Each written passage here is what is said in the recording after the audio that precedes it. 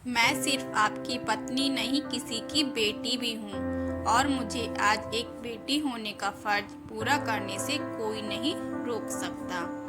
समझे मेरी बात? इसलिए मुझे रोकने और धमकी देने की कोशिश तो तुम बिल्कुल भी मत करना। अब हटो मेरे रास्ते से। रिद्धिमा ने अपने पति अनिकेत से कहा और घर से निकलकर सीधा एयरपोर्ट पहुंच गई। इधर अनिकेत रिद्धिमा को जाता हुआ देख चुपचाप खड़ा ही रह गया, क्योंकि शादी के बाद इन 5 सालों में उसने पहली बार रिद्धिमा का ये विकराल रूप देखा था। दरअसल रिद्धिमा अपने माता पिता को लगातार फोन किए जा रही थी, लेकिन उसका फोन नहीं उठ रहा था। रिद्धिमा की माँ का फोन स्विच ऑफ और पिता का फोन लगातार व्यस्त आने से रिद्धिमा का मन किसी अनहोनी की आशंका में डर रहा था। आज ऑफिस के भी किसी काम में उसका मन नहीं लग रहा था। फिर उसने थककर ऑफिस के लंच ब्रेक में उसने अपनी मम्मी की पड़ोसी आंटी को फोन लगाया, लेकिन उनका भी फोन नहीं उठ रहा था। लेकिन फिर थोड़ी देर बाद ही उसके फोन की घंटी बजी। उठाकर देखा तो फोन आंटी का था। उसने तुरंत फोन को उठाया और कहा, हेलो आंटी, नमस्ते, कैसी हैं आप और घर में सब कैसे हैं? आंटी ने कहा, सब ठीक है बेटा, तू कैसी है और घर में सब कैसे हैं? अभी आई तो देखा तेरा फोन आया हुआ था। रिद्धिमा ने घबराहट में कहा, हाँ मैंने तो फोन किया था। यहाँ तो सब ठीक है आंटी, आज मम्मी पापा फोन नहीं उठा रहे हैं। क्या हुआ, सब ठीक तो है ना? आपको पता है कुछ, वो लोग कहीं गए तो नहीं हैं ना? आंटी प्लीज क्या आप एक बार मेरी बात करा सकती हैं? आंटी ने दबी आवाज में कहा, हाँ सब ठीक है, कोई बात नहीं। तभी रिद्धिमा को आंटी के पीछे से उनकी बहू की आवाज आई, माँ जी आप सच सच क्यों नहीं बता देती? रिद्धिमा ने आंटी की बहू की आवाज सुनकर कहा, आंटी सच बताइए, भाभी कौन सा सच बताने के लिए कह रही हैं? तब तक फोन आंटी की बहू ने लेकर कहा, रिद्धिमा माफी चाहूंगी, सबने तुम्हें सच बताने के लिए मना किया था, लेकिन मैं अब और झूठ बोलकर अपने परिवार को किसी मुश्किल में नहीं डाल सकती।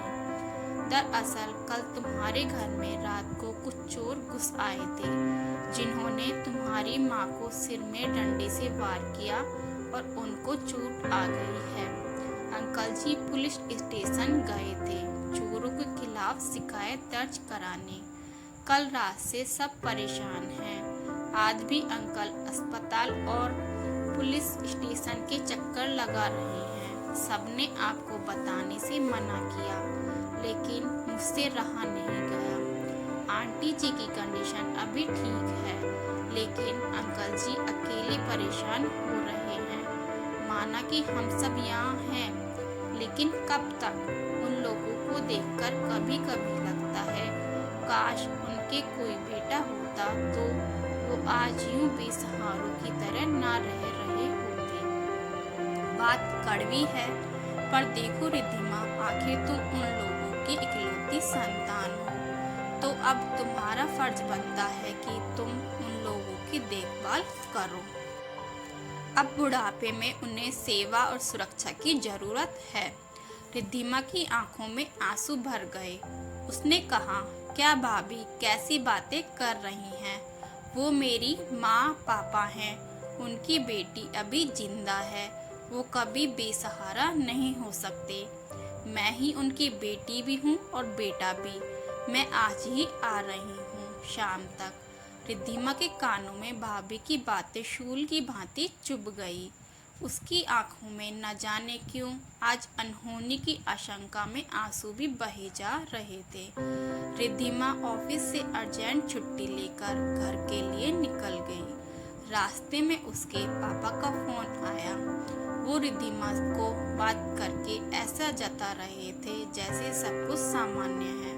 लेकिन तभी रिद्धिमा ने रुंधी हुई आवाज में कहा, क्या पापा अपनी बेटी को इतना पराया कर दिया आपने कि मुझे बताना भी जरूरी नहीं समझा। अगर कल रात आप दोनों को कुछ हो जाता तो मैं खुद को जीवन भर कभी नहीं माफ कर पाती। अच्छा छोड़िए इन बातों को, बताइए माँ कैसी हैं? अब आप चिंता मत कीजिए, मैं शाम तक पहुँच जाऊंगी। पापा अभी सब कुछ ठीक है बेटा, तू ये सब जानकर खामखा परेशान होती इसलिए तुझे नहीं बताया। ठीक है पापा, मिलकर बात करती हूँ। रिद्धिमा अपने माता पिता की इकलौती संतान थी जिसे बड़ी मिन्नतों के बाद पाया था। उसके माँ पापा ने रिद्धिमा एक आत्मनिर्भर महिला थी, लेकिन कहते हैं ना कि ससुराल में चाहे बहू नौकरी करती हो चाहे ना करती हो, ससुराल वालों को बहू का मायके वालों से लगाव रखना बिल्कुल नहीं भाता।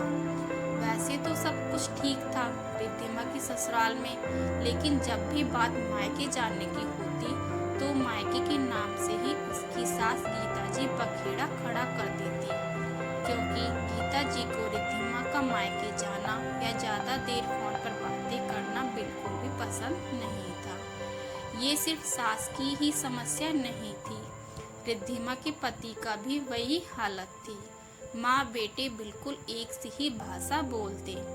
परिवार में सास ससुर और रिद्धिमा अपने पति और दोनों बेटों के साथ रहती थी। गीता जी बात बात में रिद्धिमा को ताने देते हुए कहती, देख बेटा हमने तो गलती कर दी इकलौती बेटी को अपनी बहू बनाकर, लेकिन तू भविष्य में ऐसा बिल्कुल भी मत करना। मैं तो सबको यही कहती समझाती हूँ, ऐसी बहुएं सिर्फ माता पिता की ही सगी हो पाती हैं, क्योंकि उनका सारा ध्यान अपने मायके पर जो होता है। इकलौती बहू होने के कारण ये जुल्म कुछ ज्यादा ही उस पर होते। अपने पापा से बात करके रिद्धिमा ने फोन रखा और घर आई तो देखा कि अनिकेत भी घर पर ही है। अनिकेत को घर पर देखकर रिद्धिमा ने कहा, अच्छा हुआ अनिकेत तुम ऑफिस से जल्दी आ गए। माँ जी मैं आज अपने मायके जा रही हूँ और सोच रही हूँ माँ पापा को साथ लेकर आऊंगी। इस बार गीता जी ने कहा, ये क्या नया नाटक है तुम्हारे माता पिता का? बहू कोई जरूरत नहीं कहीं जाने की, समझी? वो यहाँ हमारे साथ मेरे घर में नहीं रह सकते। बहू बुरा मत मानना, लेकिन तुम्हारी माँ के पिछले जन्म के कर्म ही अच्छे नहीं रहे, तभी तो वो एक बेटे को भी जन्म नहीं दे पाई जो बुढ़ापे में उनका सहारा बन सके। वैसे भी तुम्हारी अब शादी हो गई है तो तुम्हारा पहला फर्ज ससुराल की तरफ होना चाहिए, मायके की तरफ नहीं। अब तुम मायका भूल जाओ, समझी? तभी पीछे से रिद्धिमा के पति ने अपनी माँ का साथ देते हुए कहा, माँ बिल्कुल ठीक कह रही हैं रिद्धिमा, जरूरत ही क्या है तुम्हें उन्हें यहाँ लाने की? तुम्हारे माँ पापा इतने बूढ़े भी नहीं हुए जो अपना ख्याल खुद ना रख सके। पागल मत बनो, क्यों तुम उन्हें यहाँ रखकर अपने और हमारे सिर पर मुसीबत खड़ी करना चाहती हो? अगर फिर भी तुम्हें लगता है तो उनको बोलो कि एक आध नौकर रख लें, वैसे भी उन्हें पैसों की कोई कमी तो है नहीं। पति और सास की बातें सुनकर रिद्धिमा के सब्र का बांध टूट गया, क्योंकि उसको उम्मीद थी कि अनिकेत तो उसकी तरफ से बोलेगा, क्योंकि उसने तो अनिकेत से शादी ही इसी शर्त पर की थी कि वो कभी उसके माता पिता के प्रति उसके फर्ज को निभाने से नहीं रोकेगा। लेकिन हमेशा की तरह वही हुआ जो होता था। अनिकेत ने इस बार भी अपनी माँ का ही साथ दिया, लेकिन आज रिद्धिमा को अपने माता पिता का अपमान बर्दाश्त नहीं हुआ। गुस्से में रिद्धिमा ने बोला, मिस्टर अनिकेत, मैं अपने माता पिता के स्वाभिमान से समझौता नहीं करूंगी, समझे? और जो तुम मुझसे कह रहे हो, फिर तो ये बात तुम्हारे माँ बाबूजी के साथ भी लागू होती है। फिर तुम आज ही अपने माँ बाबूजी को काम छोड़कर आ जाओ, क्योंकि इतने बूढ़े तो ये भी नहीं हुए कि वो अपना ख्याल खुद ना रख सके। और मान लो ना रख पाए तो कह दो नौकर रख लेंगे। हमारे सिर पर हमने ये मुसीबत क्यों रखी है? वैसे भी तुम तो अपने ही माता पिता को अपने साथ नहीं रखना चाहते थे, लेकिन बाबूजी की तबीयत की वजह से मेरे मनाने पर लेकर आए। और माँ जी, मायका भूल जाऊं क्योंकि मेरी शादी आपके बेटे से हो गई है? तो मैं एक बात आप सबको याद दिला दूं कि मेरे माता पिता से ही मेरा वजूद जुड़ा है, जिसको भूलना मेरे लिए तो नामुमकिन है। जिस तरह आप लोगों ने अनिकेत को पढ़ा लिखा कर आत्मनिर्भर बनाया है, उसी तरह मेरे माता पिता ने भी मुझको पढ़ाया लिखाया, इस काबिल बनाया कि मैं खुद के बलबूते पर उनका ख्याल रख सकती हूँ। हाँ, लेकिन एक बार खुद के गिरेबान में झांक कर देखिए कि क्या अनिकेत आपकी सेवा कर पाएगा। जमान संभाल कर बात करो रिद्धिमा, तुम मेरे सामने मेरे माता पिता का अपमान नहीं कर सकती, वरना मुझसे बुरा कोई नहीं होगा। अनिकेत ने गुस्से में चीखते हुए कहा। चिल्लाओ मत मिस्टर अनिकेत, चिल्लाना मुझे भी आता है। खुद के माँ बाप पर बात आई तो गुस्सा आ गया। क्या बात है? और मेरे माता पिता का कोई सम्मान नहीं? क्यों, क्या जान सकती हूँ मैं जिस तरह तुम्हें अपने माता पिता के लिए बुरा लगता है, उसी तरह मुझे भी बुरा लगता है।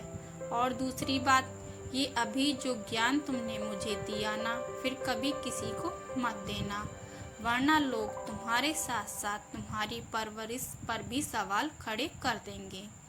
तुम शायद अपने माता पिता के साथ ऐसा कर सकते हो, लेकिन मैं अपने माता पिता के साथ कभी ऐसा नहीं कर सकती। रिद्धिमा ने अपने कमरे में जाकर अपना बैग पैक कर और अपने दोनों बेटों को साथ लेकर निकलने लगी।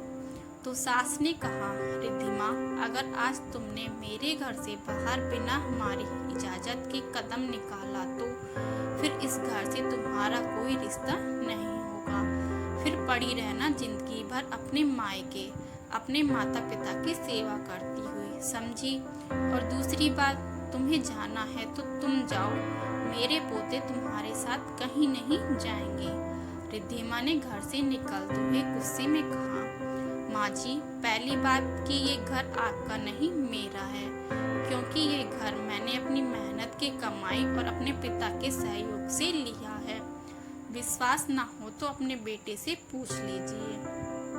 दूसरी बात, मेरे बेटे हमेशा मेरे साथ रहेंगे, इन्हें मैं आप लोगों के साथ छोड़कर आप लोगों जैसा मतलबी नहीं बनाना चाहती। इसलिए इस घर से जाने और घर में आने के लिए मुझे किसी की इजाज़त की जरूरत नहीं, और ना ही मुझे इस घर में आने से कोई रोक पाएगा। और हाँ, एक बात और, आप मेरी माँ के पिछले जन्मों के कर्मों की चिंता ना करें, क्योंकि मेरी माँ को बेटे की जरूरत नहीं। उन्होंने अपनी बेटी को इस काबिल बनाया है कि मैं उनका ख्याल रख सकूं। उनकी बेटी ही काफ़ी है उनके लिए। वैसे अच्छा होता अगर आप एक नज़र अपने कर्मों पे भी डाल लेती तो। उसकी नज़र अनिकेत की निगाहों पर पड़ी, जो उसको गुस्से से घूर रहे थे।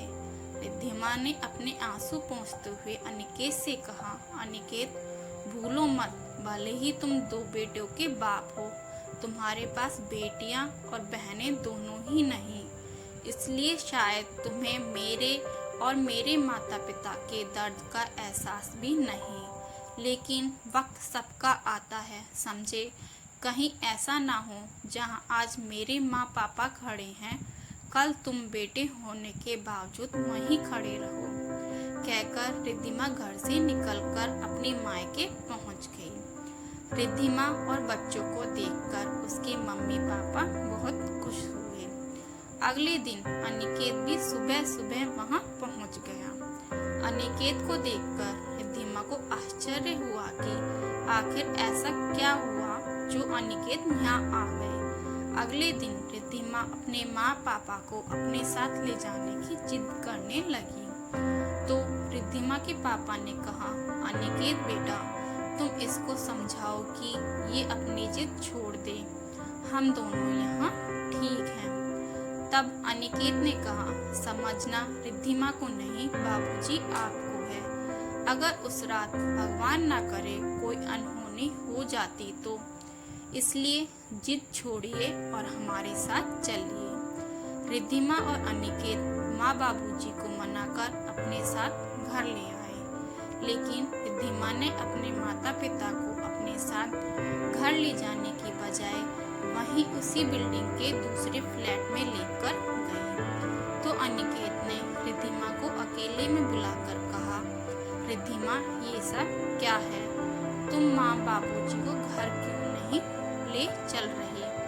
तब रिद्धिमा ने कहा, देखो अनिकेत, मैं अपने माता पिता के स्वाभिमान से समझौता नहीं कर सकती। मैं उन लोगों के सामने कोई तमाशा नहीं करना चाहती, ना ही उस घर में मैं उनका अपमान बर्दाश्त कर पाऊंगी। तुम्हारा और माँ जी का स्वभाव तुम बहुत अच्छी तरह से जानते हो, इसलिए एक ही बिल्डिंग में दो अलग अलग जगह रहना ही बेहतर होगा, जिससे मैं अपना काम और माँ पापा का ख्याल दोनों रख पाऊंगी। ये सब व्यवस्था मैंने पहले ही कर ली थी अपनी सहेली से बात करके।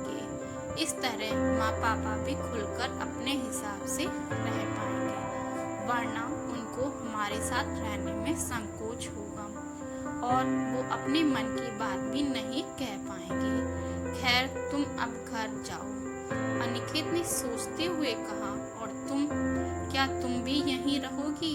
देखो रिद्धिमा, मुझसे गलती हो गई। मैं भूल गया था कि मैंने तुमसे शादी करने से पहले ये वादा किया था कि तुम्हें तुम्हारे कर्तव्यों को निभाने से कभी नहीं रोकूंगा, लेकिन मैं उसे पूरी तरह नहीं निभा पाया। लेकिन अब आगे से कभी ऐसा नहीं होगा। चलो घर चलो प्लीज।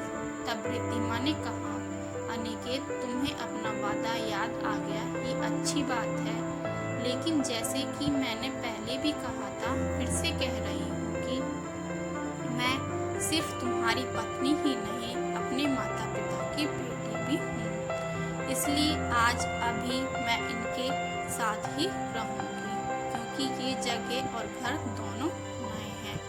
सब कुछ माँ पापा के हिसाब से सेट कर लेने के बाद मैं आती हूँ। जाते जाते अनिकेत ने रिद्धिमा को गले लगाते हुए कहा, रिद्धिमा, काश भगवान ने मुझे भी तुम्हारी तरह एक बेटी दी होती। तो दोस्तों, अगर आपको हमारी ये कहानी पसंद आए तो लाइक, शेयर एंड सब्सक्राइब करना ना भूलें और कमेंट भी ज़रूर कीजिएगा।